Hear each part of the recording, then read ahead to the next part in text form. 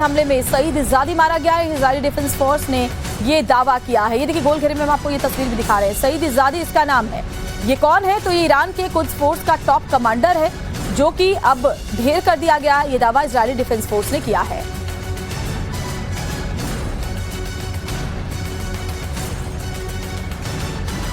और सिर्फ यही नहीं, ईरान के कुद्स फोर्स का एक और कमांडर भी ढेर किया गया है। इजरायली हमलों में ईरानी कमांडर बेहनाम को मार गिराया गया है। देखिए इजरायल ने पहले ही कह दिया है कि हम उन सबको टारगेट करेंगे जो कहीं ना कहीं परमाणु वेपन से उसे बनाने, उसे तैयार करने की किसी भी प्रक्रिया से किसी भी रूप में जुड़े हुए हैं। और ऐसे में वो तमाम कमांडर्स जो हैं, जो इजरायल के लिए खतरा हो सकते हैं, उन सब को ढेर किया जा रहा है। और ये सारी जानकारियां साझा की जा रही हैं इजरायल डिफेंस फोर्स की तरफ से।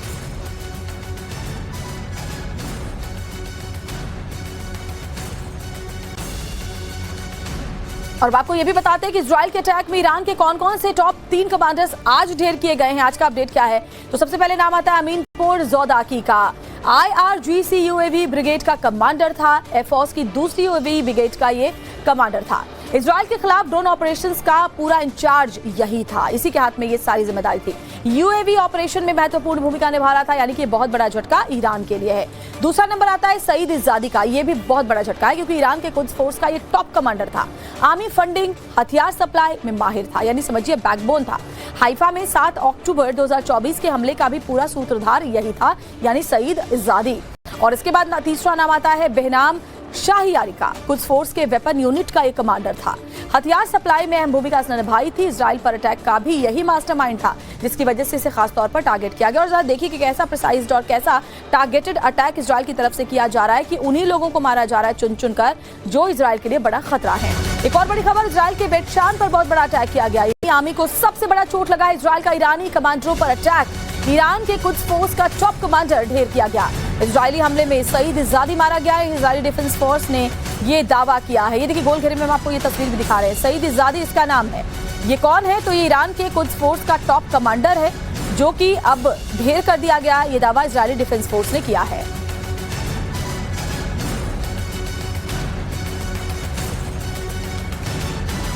और सिर्फ यही नहीं, ईरान के कुद्स फोर्स का एक और कमांडर भी ढेर किया गया है। इजरायली हमलों में ईरानी कमांडर बेहनाम को मार गिराया गया है। देखिए इजरायल ने पहले ही कह दिया है कि हम उन सबको टारगेट करेंगे जो कहीं ना कहीं परमाणु वेपन से उसे बनाने, उसे तैयार करने की किसी भी प्रक्रिया से किसी भी रूप में जुड़े हुए हैं। और ऐसे में वो तमाम कमांडर्स जो हैं, जो इजरायल के लिए खतरा हो सकते हैं, उन सब को ढेर किया जा रहा है। और ये सारी जानकारियां साझा की जा रही हैं इजरायल डिफेंस फोर्स की तरफ से।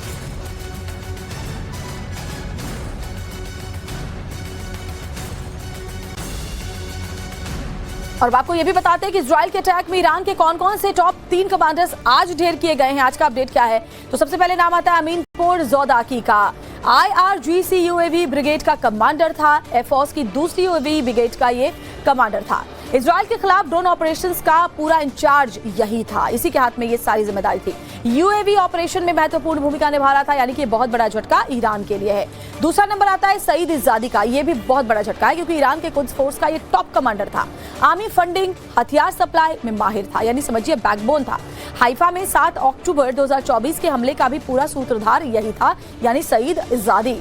और इसके बाद तीसरा नाम आता है बेहनाम शाहियारी का। कुद्स फोर्स के वेपन यूनिट का एक कमांडर था। हथियार सप्लाई में अहम भूमिका इसने निभाई थी। इजराइल पर अटैक का भी यही मास्टरमाइंड था, जिसकी वजह से इसे खास तौर पर टारगेट किया गया। और जरा देखिए कि कैसा प्रिसाइज्ड और कैसा टारगेटेड अटैक इजराइल की तरफ से किया जा रहा है, कि उन्हीं लोगों को मारा जा रहा है चुन चुन कर, जो इजराइल के लिए बड़ा खतरा है। एक और बड़ी खबर, इजरायल के बेतशान पर बहुत बड़ा अटैक किया गया। प्लान पास हो गया या फेल? क्योंकि दोनों ही देश अलग अलग दावे कर रहे हैं। मैं आपको बताता हूं। एक तरफ ईरान कह रहा है कि हमारे न्यूक्लियर प्लांट सेफ हैं, दूसरी तरफ इजराइल है जो दावा कर रहा है कि ईरान का एटमी प्रोग्राम 2 से 3 साल तक पीछे पिछड़ चुका है। इन हमलों कर रहे हैं कि जी ये हमारे यहाँ पर ठीक से ऑब्जर्व नहीं कर रहे हैं, यहाँ जो रेडिएशन इफेक्ट है इसको ये ठीक से नहीं बता रहे हैं। क्यों? ज्यादा बड़ी बात देखिए, यहाँ बैठकर या रशिया में बैठकर ये बोलना बड़ा आसान है, वहां सब कुछ ठीक है। हमें भी मालूम है। आपको क्या लग रहा है इजराइल को नहीं मालूम कि उनकी 100 मीटर 200 मीटर नीचे है जो nuclear facility? Why do they require Israel? Israel को क्या जरूरत है यूएस की? क्योंकि ये सिर्फ एक आइटम है कि 100 मीटर नीचे जाना। इजराइल के पास वो बम नहीं है, उसे मालूम है कि वो बम यूएस के पास है, और कोई रीजन नहीं है। और एक बात बताइए, नुकसान आपके यहां अगर है ही नहीं तो ये इतना रोना धोना किस बात का? आप तो सेलिब्रेट करिए। ये ऐसा नहीं है कि ये ऑफिशियल स्टेटमेंट्स हैं, ये लोग जो करते हैं ये वो वाली चीजें हैं। आप देखेंगे और ये पाएंगे कि अगर ईरान एक बार भी ये डिक्लेयर कर दे कि उसके यहां कौन सा नुकसान है, आप देखेंगे घुटनों पर आ जाएगा और ऑलरेडी आया हुआ है। तो क्या इंटरनली भी वहां पर कुछ चीजें डिस्ट्रक्शन की तरफ चली जाएंगी? बहल सर जी, सर प्लीज। देखिए, नतांज का एक चीज हम बता रहे थे, नतांज का ऊपर भी है और नीचे। उत्साहित करने के लिए या जंग में मोटिवेट रखने के लिए भी इस तरह की बातें कही जाती हैं। मैं आपको बताता हूं कि इजराइल के हथियारों के सोर्स क्या क्या हैं। इजराइल का सबसे बड़ा सोर्स अमेरिका है, जहां से उसे हथियार लगातार मिलते हैं। अमेरिका से फाइटर, मिसाइल और एयर डिफेंस सिस्टम इजराइल को मिले। इसके अलावा जर्मनी से भी इजराइल को मदद मिलती आई है। यूरोपीय देश फ्रांस, ब्रिटेन भी इजराइल को हथियार सप्लाई करते हैं और फ्रांस तो इजराइल का सबसे पुराना एम्यूनिशन सप्लायर है, हथियारों का सप्लाई। वो भी ड्रोन्स हैं, वो सारे के सारे आते तो सिर्फ ईरान से ही थे। बिल्कुल सर, ये बिल्कुल रीजन होते हैं, विजिबल रीजन है। विजिबल रीजन दिखाया जा रहा है कि चलिए जी वो डर गया इसलिए हटा लिए। आप मुझे ये बताइए ये गए कहां? ये और ज्यादा स्ट्रैटेजिक किसी जगह पर गए हैं, ये अपने उन सेफ शेल्टर्स के अंदर गए हैं जहां से वो ना दिखे। आप कभी भी अमेरिका को पाएंगे तो वो डबल गेम खेलने का एक्सपर्ट है। हर चीज में जो एक कदम पीछे दिखता है वो एक्चुअली 2 कदम आगे जाना हो। ठीक है बहल सर, 10 सेकंड्स। तो क्या ईरान हमले की प्लानिंग कर रहा है अमेरिका पे? ईरान अमेरिका पे हमले की प्लानिंग नहीं कर रहा। अमेरिकन बेसिस के ऊपर वो जरूर हमला कर सकता है, जो कि 8 के करीब परमानेंट बेसिस हैं वहां पे और 19 के करीब दूसरे बेसिस है। लेकिन एक चीज कहूंगा, ये कतर से जहाज हटाए गए हैं और कतर से हटाने का मतलब है कतर के रिलेशन ज्यादा हुआ है। ये आंकड़े बता रहे हैं, 8 दिन के आंकड़ों की बात करें, किसको कितना नुकसान हुआ है जरा समझिए। इजराइल में अब तक जो दावा किया जा रहा है, जो नोटिफाई किया गया है, वो 20 मौतों को किया गया है, जबकि ईरान के अंदर 657 लोगों को मारे जाने का दावा किया गया। इनमें कई बड़े कमांडर्स हैं और कई वैज्ञानिक शामिल हैं। इजराइल में 900 लोग जख्मी हुए, जबकि ईरान में घायलों का आंकड़ा 200 के, माफ कीजिएगा, 2000 के पार जा चुका है। तो ये जो पैटर्न बता रहा है, जो लोगों की कैजुअलिटी या उनके घायल होने का पैटर्न बता रहा है, उसमें पता चलता है कि भले धमाके की तस्वीर ईरान ज्यादा सामने रखे, कैजुअलिटी इस तरह से बिल्डिंग्स डिस्ट्रॉय हो रही हैं। आपको लगता नहीं है कि 20 मौत होंगी? एक बिल्डिंग में कम से कम 200 मौत होनी चाहिए थी, लेकिन क्यों नहीं होती? क्योंकि वो 2 से 7 मिनट में लोग सबसे तेजी से अंडरग्राउंड जाकर अपने शेल्टर में बैठ जाते हैं। सर, और इजराइल को लेकर तो कहा भी जाता है कि जंग के लिए हमेशा तैयार रहने वाला देश है और वो इस तरह की तैयारी रखता है। यूकेजी और अपर केजी में उनको ये सिखाया जाता है, फर्स्ट क्लास में स्कूल्स में ये ड्रिल कराई जाती है, चाहे लड़ाई हो या ना हो। That's what makes the difference between both. Yes. मतलब क्या इजराइल के लोग बच पा रहे हैं, इसके पीछे का कारण क्या है? ये बहुत आसान शब्दों में शैलेंद्र सर आपने समझाया। इधर युद्ध की शुरुआत इजराइल ने की, वजह ईरान का परमाणु प्रोग्राम था, जो इजराइल के लिए बहुत बड़ा खतरा है। मैं अगली स्टोरी आपको बता रहा हूं दर्शकों, और युद्ध की पूरी टाइमलाइन क्या रही अब तक मैं आपको समझाने की कोशिश करता हूं। एक बार जरा सरसरी निगाहों से देखिए कि जो अब तक युद्ध चल रहा है उसमें क्या क्या हुआ। 13 जून को इजराइल ने ऑपरेशन लॉयन की शुरुआत की थी। ईरान पर 200 फाइटर जेट से हमला किया गया था इजराइल की ओर से। इस हमले में ईरान के 14 वैज्ञानिक, 20 से ज्यादा मिलिट्री कमांडर्स ढेर हो गए थे। 14 जून को ईरान ने भी पलटवार किया तो इजरायली रक्षा मंत्रालय पर ईरान ने हमला किया था। इसके बाद ईरान ने 3 F-35 फाइटर जेट्स मार गिराने का दावा किया। मैं आपको यह बताऊं कि F-35 फाइटर जेट जो है वो अमेरिका के जेट हैं, जो कि इजराइल को दिए गए, और इसे अमेरिका का सबसे उन्नत फाइटर जेट माना जाता है, और इसे भी मार गिराने का दावा ईरान ने किया। 15 जून को इजराइल ने ईरान के 3 तेल ठिकानों पर हमले किए थे। जवाब में ईरान ने इजराइल के हाइफा रिफाइनरी सेंटर को नुकसान पहुंचाया। फिर 16 जून से कहानी पलटी। 16 जून को ईरान का इजराइल पर सबसे बड़ा हमला सामने आया। इस हमले में इजराइल के 8 नागरिक मारे गए। ईरान ने एक और F-35 फाइटर जेट गिराने का दावा किया था। दिन पर दिन ईरान ज्यादा हमलावर होता चला गया। 17 जून को ईरान ने इजराइल के मोसाद हेडक्वार्टर पर हमला किया था। इसके साथ ही 21 मुस्लिम देश इजराइल के विरोध में उतर आए।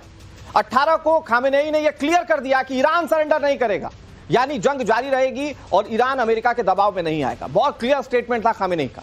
ईरान ने अपने नागरिकों से व्हाट्सएप डिलीट करने को कहा था। कहा जा रहा था कि कुछ सिक्योरिटी इंफॉर्मेशन व्हाट्सएप के जरिए ही लीक हो रही। 18 जून को ईरान ने पहली बार फतेह मिसाइल दागी।